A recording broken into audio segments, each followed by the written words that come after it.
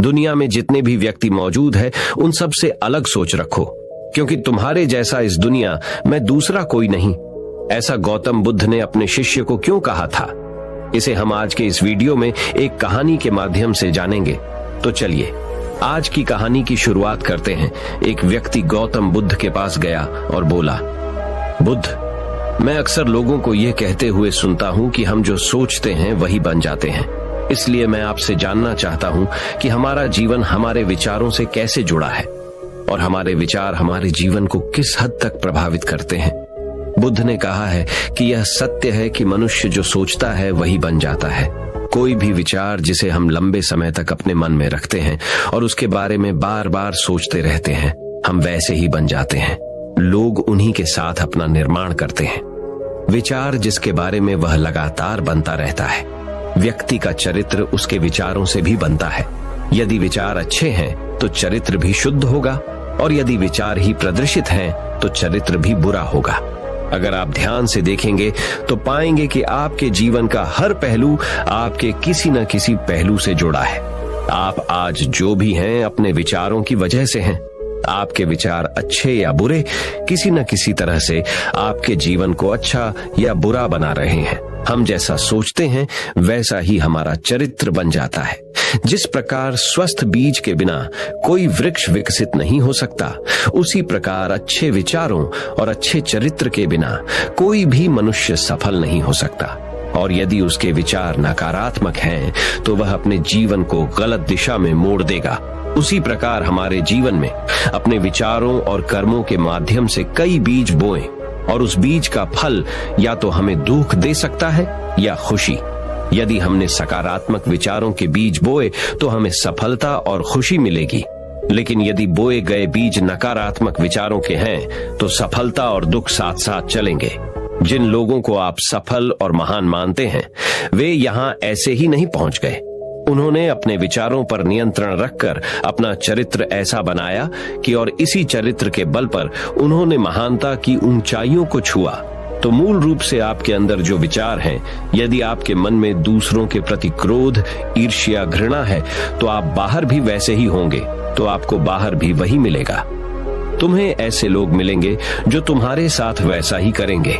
यदि तुम्हारे पास प्रेम, शांति, करुणा है तो तुम वैसे ही बन जाओगे और आप बाहर भी वैसा ही पाएंगे। और जो ऐसे विचार रखता है उसे सम्मान और प्यार दोनों मिलता है। वस्तुतः मनुष्य अपने जीवन का निर्माता स्वयं है। वह इसे बना या बिगाड़ सकता है। मनुष्य अपने चरित्र का निर्माण अपने कार्यों और विचारों से करता है। अपना समुदाय बनाता है, अपनी किस्मत खुद बनाता है। व्यक्ति ने कहा, लेकिन बुद्ध, मैं अपने विचारों से खुद को कैसे सुधार सकता हूँ? बुद्ध ने कहा था कि अगर तुम खुद को सुधारना चाहते हो तो सबसे पहले अपने विचारों पर ध्यान देना शुरू करो। तुम्हें यह देखना होगा कि तुम दिन भर क्या सोच रहे हो। क्या तुम दिन भर मन में बुराई और लोगों के प्रति नफरत पाल रहे हो? आपको बस इस बात पर ध्यान देना है कि आप अच्छाई की ओर जा रहे हैं या बुराई की ओर। जब आप अच्छे से समझ जाएंगे कि आपके दिमाग में अच्छे विचार चलते हैं या बुरे, तभी आप अपने सोचने के तरीके में बड़ा सकारात्मक बदलाव कर पाएंगे। आपके अंदर कभी न खत्म होने वाला खजाना है। आप नहीं जानते कि आप क्या कर सकते हैं। आप किस तरह की अद्भुत शक्तियां प्राप्त कर सकते हैं। आपने महान योद्धाओं और महान लोगों के बारे में तो सुना ही होगा। यदि आपको उनकी शक्तियों पर विश्वास नहीं है, आपको बस यह मानना होगा कि आग के बिना धुआं नहीं होता। जरूर उनमें कुछ तो बात होगी जिसकी वजह से उनके बारे में इतना कुछ लिखा और कहा गया है। तो वे कौन लोग थे जो दुनिया में महान योद्धा और आदर्श के रूप में पूजे जाते थे? अगर हम थोड़ा और गहराई से सोचें तो ये वे लोग थे जिन्होंने अपने भीतर के अटूट रखे खजाने को पहचाना। वे लोग अभ्यास करते रहे और सभी की भलाई करने वाले लोगों की मदद करके खुद को बेहतर बनाते रहे, और वे दुनिया में महान और अमर हो गए। और अगर आप भी ऐसा ही करना चाहते हैं तो सबसे पहले आपको अपने विचारों पर ध्यान देना होगा। बुद्ध ने आगे कहा, एक मानव मन बगीचे से तुलना की जा सकती है। जैसे बगीचे को साफ और सुंदर रखना, समय समय पर उसमें उगने वाले खरपतवार को हटाना पड़ता है, रोज पानी देना पड़ता है, पौधे की देखभाल करनी पड़ती है, उसी तरह हमें अपने मन को भी सुंदर और सकारात्मक बनाए रखने के लिए उसका ख्याल रखना होगा। इसमें से लगातार नकारात्मक विचारों को हटाकर सकारात्मक विचारों को जगह देनी होगी। इसके लिए हमें डर, चिंता, नफरत और ईर्ष्या जैसी भावनाओं से खुद को दूर रखना होगा। और इसके लिए आपको अपने अंदर चल रहे विचारों पर लगातार ध्यान देना होगा। किसी भी व्यक्ति के अंदर उठने वाले विचार और उसका चरित्र अधिकतर उसके आसपास के वातावरण और परिस्थितियों पर निर्भर करते हैं। लेकिन इसका मतलब यह नहीं है कि किसी व्यक्ति की परिस्थिति खराब है, अतः उसके विचार सदैव खराब रहेंगे। वह उन पर ध्यान देकर अपने विचारों को बदल सकता है, और जैसे ही उस व्यक्ति के विचार बदल जाते हैं तो उसका चरित्र और उसके काम करने का तरीका अपने आप बदल जाता है। ये सभी चीजें धीरे धीरे सीखनी होती हैं। विचारों के काम करने के तरीके को समझना होगा। आपको सबसे पहले ये स्वीकार करना होगा कि जो काम सामने वाला कर सकता है वह आप भी कर सकते हैं। आपको बस इसका बार बार अभ्यास करने की जरूरत है, नई चीजें सीखने की जरूरत है। जैसे जैसे आपका मन बदलेगा, आपकी परिस्थितियां भी बदल जाएंगी। आप जो भी विचार बीज रूप में अपने मन में डालते जाएंगे, यह धीरे धीरे आपके चरित्र और आपके कार्यों में दिखना शुरू हो जाएगा। और एक बार वह विचार आपके अंदर जड़ें जमा लेगा तो आपको सफल होने से कोई नहीं रोक सकेगा। लेकिन अगर वह बीज या विचार नकारात्मक है तो आपको भी असफलता से कोई नहीं बचा सकता। इसीलिए अपने विचारों के प्रति बहुत जागरूक रहने की जरूरत है। आप अपने अंदर किस तरह के विचार ला रहे हैं। एक बात हमेशा याद रखना, हमें वह नहीं मिलता जो हम चाहते हैं, बल्कि हमें वह मिलता है जो हम हैं, और हम अपने विचार हैं। इसलिए इच्छा करना और उस इच्छा के बारे में अच्छा सोचते रहना और उसे पूरा करने का प्रयास करना दो बिल्कुल अलग चीजें हैं। क्योंकि इच्छा तो हर कोई करता है, लेकिन उस इच्छा के बारे में लगातार सकारात्मक सोचना और उसे पाने के लिए कड़ी मेहनत करना बहुत ही कम लोग ऐसा कर पाते हैं। इसलिए अगर आप अपनी परिस्थितियों को बदलना चाहते हैं तो सबसे पहले आपको खुद को बदलना होगा। लेकिन ज्यादातर लोग अपनी परिस्थितियों को तो बदलना चाहते हैं, लेकिन अपने सोचने और काम करने के तरीके को नहीं बदलना चाहते। और अगर लोग ऐसे ही रहेंगे तो उनके हालात कभी नहीं बदलेंगे। उस व्यक्ति ने कहा कि ए मैं महे बुद्ध, हमारे विचारों का हमारे शरीर पर क्या प्रभाव पड़ता है। बुद्ध ने कहा था कि हमारा शरीर हमारे दिमाग का गुलाम है। हम जो भी सोचते हैं उसका पहला प्रभाव हमारे शरीर पर ही पड़ता है। आपने देखा होगा कि जो लोग बहुत अधिक चिंता करते हैं और डरते हैं वे जल्दी बीमार पड़ जाते हैं। साथ ही जो लोग दूसरों से ईर्ष्या करते हैं और हमेशा नकारात्मक सोचते हैं वे भी बहुत जल्द मानसिक और शारीरिक बीमारी का शिकार हो जाते हैं। और अगर आप ऐसा सोचते हैं तो आपके साथ भी ऐसा ही होगा। इसके विपरीत जो लोग हमेशा खुश रहते हैं वे दूसरों के बारे में अच्छा सोचते हैं, हमेशा स्वस्थ रहने के बारे में सोचते रहते हैं, तो उनकी ऊर्जा एक समान हो जाती है और इस ऊर्जा का सकारात्मक प्रभाव सबसे पहले उनके शरीर पर पड़ता है। क्योंकि जिस व्यक्ति का मन शांत होता है उस व्यक्ति के शरीर की आधी बीमारी अपने आप ही खत्म हो जाती है। हम स्वस्थ रहेंगे या बीमार, यह हमारे आसपास के माहौल और परिस्थितियों के अलावा हमारी सोच पर भी निर्भर करता है। एक कमजोर और बीमार विचार हमारे शरीर को भी कमजोर और बीमार बना देता है। आपने अपने आसपास देखा होगा कि जो लोग बीमार होने से सबसे ज्यादा डरते हैं, जो सबसे ज्यादा बीमार पड़ते हैं, इस डर ने लाखों लोगों की जान ले ली है। इसके विपरीत जो लोग अपने शरीर के बारे में अच्छा सोचते हैं वे स्वस्थ और मजबूत महसूस करते हैं, और जिनके विचार शुद्ध होते हैं उनका शरीर स्वस्थ और मजबूत हो जाता है। वैसा ही हमारा शरीर सिर्फ एक उपकरण है और हमारा मस्तिष्क इस उपकरण को नियंत्रित कर रहा है। जैसे अच्छा भोजन हमारे शरीर के लिए जरूरी है, उसी तरह अच्छी सोच यह हमारे शरीर के लिए महत्वपूर्ण है। जैसे ही आपके विचार शुद्ध हो जाएंगे, इसका सबसे पहला असर आपके शरीर पर दिखाई देगा। एक शुद्ध और सकारात्मक दिमाग आपको कभी भी खराब खाना खाने नहीं देगा।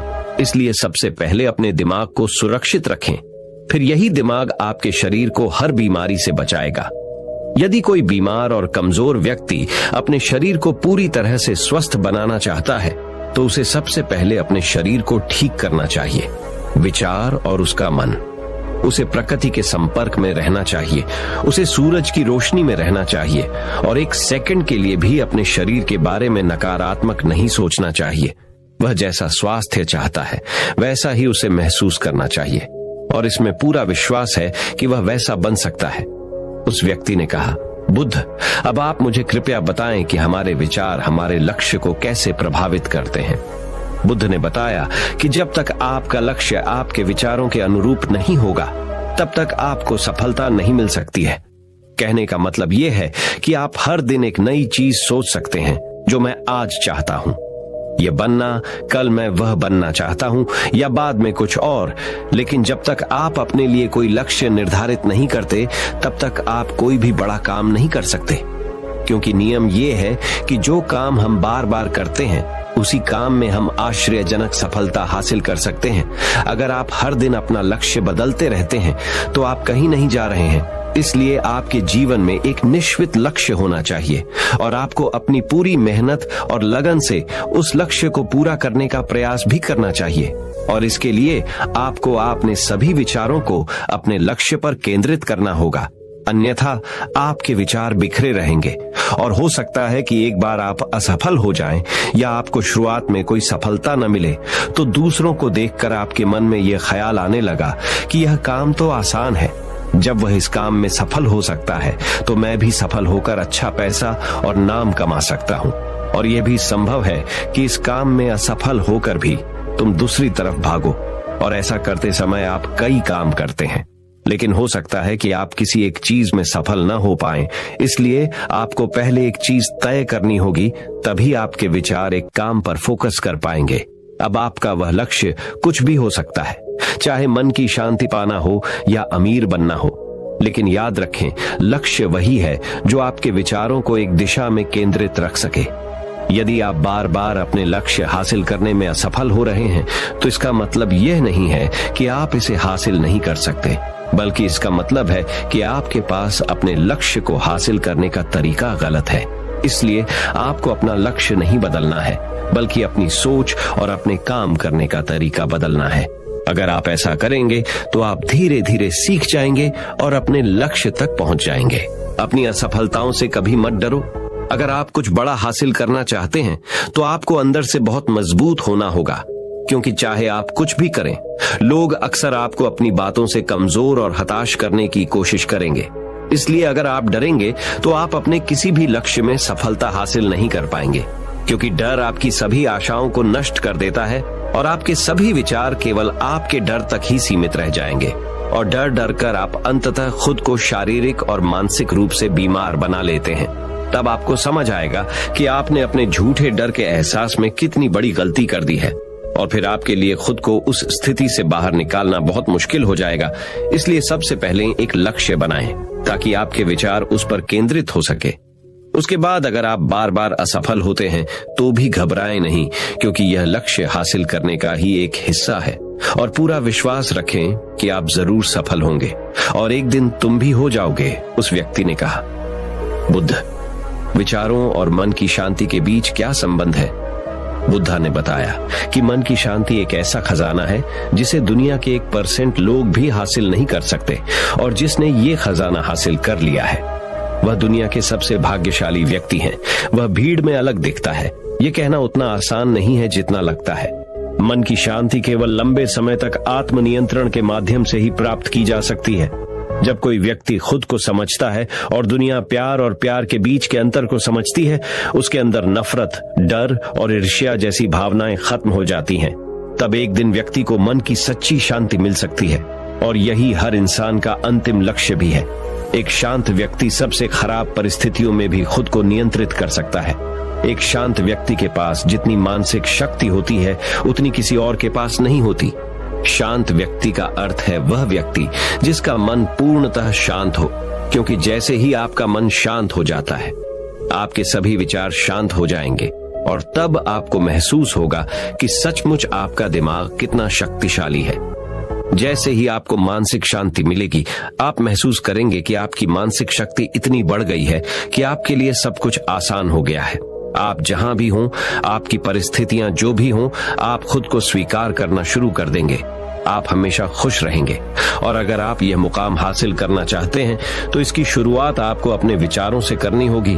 अपने विचारों पर नियंत्रण और अपने विचारों पर यह नियंत्रण आप केवल और केवल ध्यान के माध्यम से ही प्राप्त कर सकते हैं। इतना कहकर बुद्ध चुप हो गए और ध्यान करने लगे और वह व्यक्ति भी उनको प्रणाम करके चला गया। तो दोस्तों, उम्मीद करता हूं आपको इस कहानी से एक अच्छी सीख मिली होगी। तो दोस्तों, चलिए जानते हैं अब गौतम बुद्ध के अनुसार मन को शांत करने के लिए कौन सी 4 आदतें आपको छोड़नी पड़ेगी। तो चलिए शुरू करते हैं अगली कहानी। मन में उठ रहे सवालों को कैसे शांत करें, बेचैनी को कैसे शांत करें। इस कहानी में आपको 4 ऐसी आदतों के बारे में बताने वाला हूं जिसे आप अपने जीवन में अपनाकर एक अच्छी जिंदगी जी सकते हैं और अच्छे कामों में अपना जीवन व्यतीत कर सकते हैं।